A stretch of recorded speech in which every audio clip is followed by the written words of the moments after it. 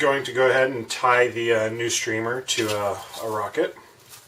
So, like any other knot, we're just going to put this down, cross it with an inch or two of material. It's going to get bunched up, and just run it around and over.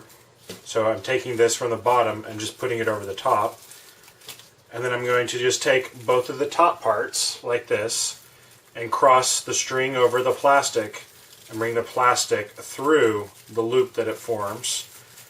And so I'll have two papers on this side, two plastics on this side, and I'm going to just gently pull on the string as I tighten it down. You don't want to pull too much on the plastic because the plastic will stretch, and if you do that, it'll basically weaken your streamer, and you don't really want it to be any weaker than it already is. So now I can trim away part of this side. Not all of it. You always want to leave a little bit in case the knot starts to slip. That way it just won't come immediately undone. And now we have mounted our new streamer. We're going to go ahead and pack up the streamer so it's out of our way. We're just kind of folding it in halves until it gets to a decent size. And we're going to wrap the string around it. This will kind of neatly package it so you can tuck it into the nose cone. We'll take our string, folding it sort of in halves. It really doesn't matter how you fold it because we'll have to undo this all and repack it later for when we actually do prepare it for launch. And your nose cone should slide about easily. If it doesn't slide easily, most likely you have a piece of string caught in between the hole and the mounting for the nose cone, and you need to pull it out and start your cramming process over again. We'll also want to take our motor and insert it into the bottom. If it slides in easily, good. If it takes a lot of force to cram it in there, try and get it in without damaging the hole. If it won't go in, you probably have glue blocking the way, but remember, it is a water-based glue, so you can, such as use the sticky tool, get water on the end of it, and use it to soak up that glue by re-wetting it and just scraping it out. Okay, so set this to the side. We will need our fins, the white glue, the scissors, a pencil, which I don't know what happened to my last pencil between 10 minutes ago, and we'll need a fin location marker. You'll note on the fin location marker you might have some really, really faint lines. My printer didn't print this out very well. So I'm going to draw in the line based off the line that's already there. And it should hopefully have a shaded section right here as well. So we'll go ahead and cut this out.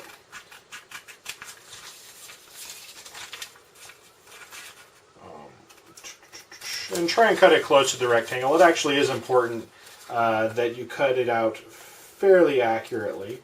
You'll also probably need a piece of masking tape. Actually, you will need a piece of masking tape to make this easy. And then what we're going to do is we're going to wrap this around our hole such that this overlaps completely. You should have how there are 4 sections here.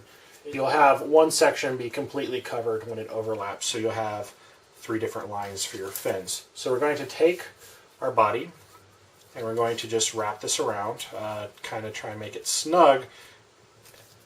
Try and also make it so they line up well, because we want these lines to use them to be sure our fins go on in the right areas and straight. What I'm going to also do is kind of turn it a little bit so that this line matches up with one of the lines on the rockets. That kind of can make your life a little bit easier when you're trying to orientate it. And pull this tight, grab your piece of tape, and at the top part of your rocket, we're just going to put the piece of tape there just to hold it in place. It doesn't need to be taped on very securely because we're just using these lines to mark where the fins need to go. We basically have the edge, then we'll have another line and another line, and basically these lines should be approximately 120 degrees apart, which should be about where your fins will need to go so that they are spaced properly. So I'm just going to use my pencil to mark where these 3 lines are. And that's all that this marker is used for, so I can go ahead and take the tape off. So now we're going to mount the fins. What we want to do is grab some form of object. This is actually just our paper roll. We're going to take some masking tape, You set it over that kind of gently. I'm going to take another piece of masking tape and put it up against it so the two sticky sides actually stick to each other. This is important because what we're going to do is we're going to take our rocket and put it so that the parts that aren't sticky sit up against the hole, and then use the sticky parts to kind of tightly hold down the hole, not too tight. You need to be able to spin it semi-freely. So this way I can spin it and mount my fins individually one at a time. And so now I turn it so one of my marks is facing up. And then I'll grab one of my fins and my glue. And what I'll do is I'll put a little bead of glue on the fin. You don't really want to use a lot of glue. For the first layer, you only want to use kind of a little bit. And then what we're going to do is just simply put the fin on, try and make it go kind of straight, stick your head above it, look at it, say, does that look straight? Does it look parallel or close to parallel to your lines, which are also kind of straight? Take your head, look at the fin alignment from the back of the rocket from this way. That'll also let you see if it looks kind of straight. And if it's mostly straight, you're fine. You don't need to make it perfectly straight. We are going to leave it sitting here for a couple minutes so it can dry. And then once that dries, we're going to turn it and mount another fin. And then after that one dries, we'll turn it and mount the last fin. It's been a couple minutes, and I can take this and wiggle it a little bit. It doesn't move, so I can go ahead.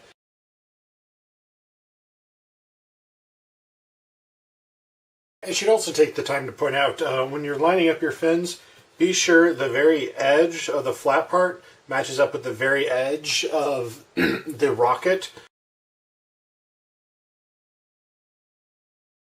I'm going to look at it again from this direction and just be sure that the fins are mounted about evenly spaced, which they are.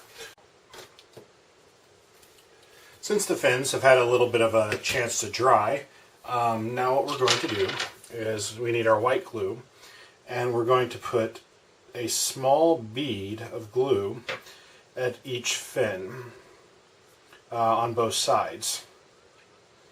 This is where having the little turnable thing helps. And be careful not to press too firmly onto the fin in case the fin is not completely glued. You don't want to put a lot of force on it. So each one has a little glop of glue.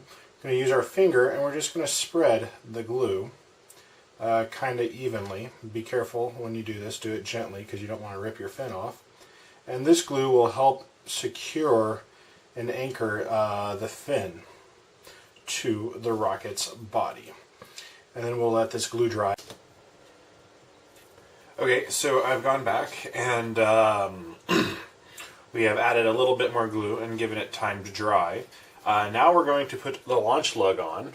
Like the fins, it does not need to extend past the base of the rocket, and you need to put it on there kind of straight. So what we're going to do is we're going to tuck it up against one of the fins to be sure it's on there straight as well.